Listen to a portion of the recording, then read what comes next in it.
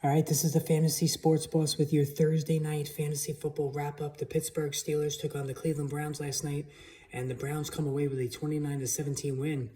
Who needs Deshaun Watson? Jacoby Brissett was absolutely unbelievable last night, as were a couple other key Cleveland Brown players that we're going to get to. Now, before I get through the wrap-up, make sure you hit the subscribe and notification buttons if you're not already a subscriber. All right, that way you're made aware when new videos are added, which are added multiple times each day. And since today is Fantasy Football Friday, there will be a live stream this afternoon. It's going to be a little earlier today, probably somewhere between 2 and 3 o'clock this afternoon, going over the final injury and news of the day, plus taking your questions in the chat about start, sit options, and whatnot. All right, now, in terms of the game last night, there was a lot of pressure on Mitch Trubisky to deliver. Increased chorus of Steeler fans calling for Kenny Pickett to replace him. And early on, at least, the Steelers did some good things and were going toe-to-toe with the Browns. But then the second half came around, Cleveland dominated, and that was all she wrote. Now, as far as Trubisky, 20 of 32, 207 yards, no touchdowns, no interceptions. He did run for a touchdown, but it's just simply not happening. He's not making enough big plays. Kenny Pickett's going to be under center before too long. I'd say give it another game, give it another 2 games at most, and then Kenny Pickett's going to be under there. But, Trubisky is not fantasy relevant as it is. Now, as far as Jacoby Brissett, the thing with Jacoby Brissett, he's shown the ability to keep a team afloat in the past through his various NFL stops. But last night, he was phenomenal. 21 of 31, 220 yards, 2 passing touchdowns, totally in control, ran for 11 yards. And really, Brissett is just trying to hold the fort until Deshaun Watson comes back. And really, if not for some just truly god-awful game management coaching, whatever you want to call it, at the end of last week's game against the Jets, the Browns should be 3-0. So Brissett is doing the job. Now, you're not going to use him in fantasy, even in super flex leagues. That's really pushing the envelope. But just the fact that he's playing well is a good thing for the rest of the Cleveland key players. And one of those key players is Amari Cooper. Second straight big game for him. 7 catches, 101 yards, and 1 touchdown. So Cooper has now balled out 2 weeks in a row. He's been plagued with inconsistency throughout his career, but he's finding a rapport with Brissett, and he's delivering. He's delivering wide receiver 2 fantasy football numbers. And when Deshaun Watson comes back, even better. All right, the other big beneficiary last night was David Njoku. Finally, this is what we've been waiting for forever, since David Njoku was a first-round pick of the University of Miami. It's taken a long time. This summer, he was re-signed. Rather, prior to training camp, he was re-signed with a nice contract, indicating that the Browns perhaps were ready to make him a feature part of the offense. First 2 weeks, it didn't happen. Had 1 catch in the opener, 3 catches last week that were inconsequential.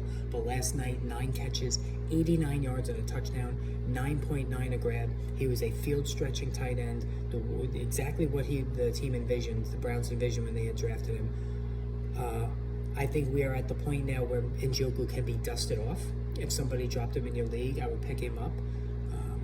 Tight end has been so atrocious this year, more than usual, that I think he's definitely worth using once again. All right, now as far as the rest of the receivers, nothing really happening there for Cleveland. But in the running game, Nick Chubb, 23 carries, 113 yards, 1 touchdown. Did not catch a pass, but that's not his thing. In terms of pure running, there hasn't been a better running back in fantasy football this year than Nick Chubb. He's absolutely killing it. Piling up the touchdowns, piling up the yardage, averaged 4.9 a carry yesterday. He's getting it done. In a year where multiple top-tier running backs are all letting down, it seems, on a weekly basis, Chubb is delivering, and he's delivering in spades.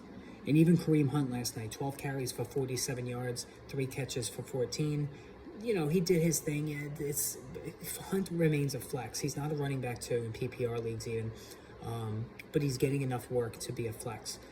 All right, now as far as the Steelers are concerned, so I went up against the guy who owns Najee Harris last night, and early on it looked like it was going to be another one of those Thursday night duds for me, because I always seem to get screwed on Thursday night.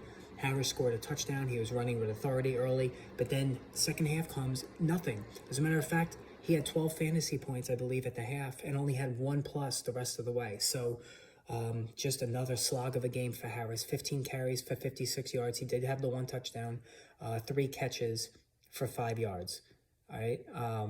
And he lost a fumble. So, you know, it's not going well at all for Najee Harris. And it hasn't gone well in any of the 3 games. You know, the touchdown, it was a 4-yard run. It was a powerful run. I'll give him that. But that is literally almost the entire highlight reel for Harris through 3 games.